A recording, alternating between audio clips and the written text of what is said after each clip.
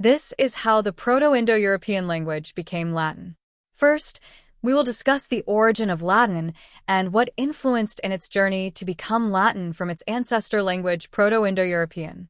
Then, we will discuss the way Latin changed throughout time from its earlier stage of Old Latin to Vulgar, also known as Common or Popular Latin, in which became the modern-day Romance languages such as French and Spanish, and its uses still today. Next, after that, you will learn of the way it coexisted with other languages, such as Greek, in the ancient times of the Roman Empire. And, at last, we will finish with the legacy that Latin still ahs to this very day. What is the origin of Latin? Origins and influences. Family and roots. Latin is a member of the broad family of Italic languages. Its alphabet, the Latin alphabet, emerged from the Old Italic alphabets, which in turn were derived from the Etruscan, Greek, and Phoenician scripts. Historical Latin came from the prehistoric language of the Latium region, specifically around the river Tiber, where Roman civilization first developed. How and when Latin came to be spoken has long been debated. The name Latin derives from the Italic tribal group named Latini that settled around the 10th century BC in Latium, and the dialect spoken by these people. Broader context. The Italic languages form a centum subfamily of the Indo-European language family, which include the Germanic, Celtic, and Hellenic languages, and a number of extinct ones. External influences. Various influences on Latin of Celtic speeches in northern Italy, the non-Indo-European Etruscan language in central Italy, and the Greek in some Greek colonies of southern Italy have been detected, but when these influences entered the native Latin is not known for certain. Next, we will discuss the ages of Latin. Old Latin. Old Latin, also called Early Latin or Archaic Latin, refers to the period of Latin texts before the age of Classical Latin, extending from textual fragments that probably originated in the Roman monarchy to the written language of the late Roman Republic about 75 BC. Almost all the writing of its earlier phases is inscriptional. It is believed that the earliest surviving inscription is a 7th century BC fibula known as the Praenestan fibula, which reads roughly Manios med fefhakt numesi, Manius made me for Numerius. Classical Latin. Classical Latin is the form of the Latin language used by the ancient Romans in classical Latin literature. In the latest and narrowest philological model, its use spanned the Golden Age of Latin literature, broadly the 1st century BC and the early 1st century AD, possibly extending to the Silver Age, broadly the 1st and 2nd centuries. It was a polished written literary language based on the refined spoken language of the upper classes. Classical Latin differs from Old Latin, the earliest inscriptional language and the earliest authors, such as Ennius, Plautus, and others, in a number of ways.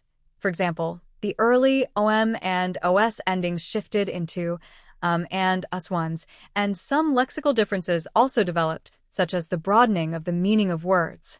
In the broadest and most ancient sense, the classical period includes the authors of early Latin, the Golden Age, and the Silver Age.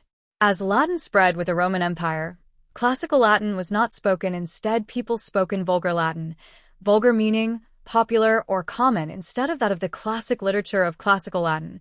As with any written language, the spoken language differs somewhat in grammar, tone, and vocabulary, and is referred to as Vulgar Latin. However, theories that the spoken and written languages were more or less different, separated by class or elite education, are now generally rejected. Continuing on in Part 3, we will discuss the phonological and grammatical changes that occurred to form Latin. Vowel shifts. Broadly speaking, in initial syllables, the Indo-European simple vowels *I, e, a, *o, *u, short and long, are usually retained in Latin. The vocalized laryngeals appear in Latin as a, cf. i.e. *, became l pater. Diphthongs are also preserved in Old Latin, but in Classical Latin some tend to become monophthongs. For example, oi became u or oe, and ei became a, and then I. In non-initial syllables, there was more vowel reduction. The most extreme case occurs with short vowels in medial open syllables, i.e. short vowels followed by at most a single consonant, occurring neither in the first nor last syllable. All are reduced to a single vowel, which appears as I in most cases, but e, sometimes o, before r, and u before an l, which is followed by o or u. In final closed syllables, short e and o are usually raised to I and u, respectively. Some phonological characteristics of older Latin are the case endings os and orm, later Latinus, and Consonants. Consonants are generally more stable. However, the Indo-European voiced aspirates bh, dh, gh, gwh are not maintained, becoming f, f, h, f respectively at the beginning of a word, but usually b, d, g, v elsewhere. Non-initial dh becomes b next to r or u, e.g. asterisk rud. Red became rub dash, e.g. rubio to be read, asterisk word. Word became verbum. S between vowels becomes r, e.g. floss flower, gen floris. Arrow, I will be, versus root es dash. Aurora, dawn came from asterisk ososa. Germanic asterisk ost, also became English east. Also related is Vedic Sanskrit u with macron dawn. Sor, sister, came from asterisk sauser and that from asterisk sweezer ultimately from asterisk sweezer. In Old English it was sweestor, sister. In many locations, Classical Latin turned intervocalic s into r. This had implications for declension. Early Classical Latin, honos, honosis. Classical honor, honoris, honor. Some Latin texts preserve s in this position, such as the Carmen Arvales Lazes for Laris. Grammatical cases.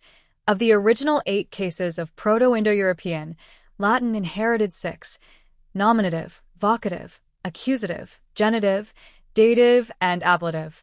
The Indo-European locative survived in the declensions of some place names and a few common nouns, such as Roma, Rome, locative Romi, and domus, home, locative domi, at home. Vestiges of the instrumental case may remain in adverbial forms ending -ana. Next you will learn how Latin and Greek coexisted in the Roman Empire, generally Latin in the West and Greek in the East. The elite. In addition to Latin, the well-educated elite often spoke Greek. They studied it in school and acquired Greek tutors from among the influx of enslaved, educated Greek prisoners of war, captured during the Roman conquest of Greece. The Byzantine East. In the eastern half of the Roman Empire, later referred to as the Byzantine Empire, the Greek koine or common tongue of Hellenism remained current among peasants and traders, while Latin was used for laws and administrative writings. It continued to influence the Vulgar Latin that would evolve into the Eastern Romance languages. The part here is the lasting legacy of Latin. Literary survival. Surviving Roman-era Latin literature consists almost entirely of classical Latin pieces, usually chosen for their importance as help for people learning to write in Latin. Survivals emphasize polished and sometimes highly stylized literary language texts, sometimes termed Golden Latin, which spans the 1st century BC and the early years of the 1st century AD. Post-Roman life. Latin had a long working life beyond the Roman period, as it was the language of the Roman Catholic Church and later of the Carolingian Holy Roman Empire. It was the dominant language of European learning, literature, and academia through the Middle Ages and in the early modern period. Modern relevance. Latin's relevance as a widely used working language ended around 1800, although examples of its productive use extend well into that century, and in the cases of the Catholic Church and classical studies, continue to the present day. As a result, the vast majority, over 99.99% of extant Latin texts, belong to these later periods, and especially to the Neo-Latin period.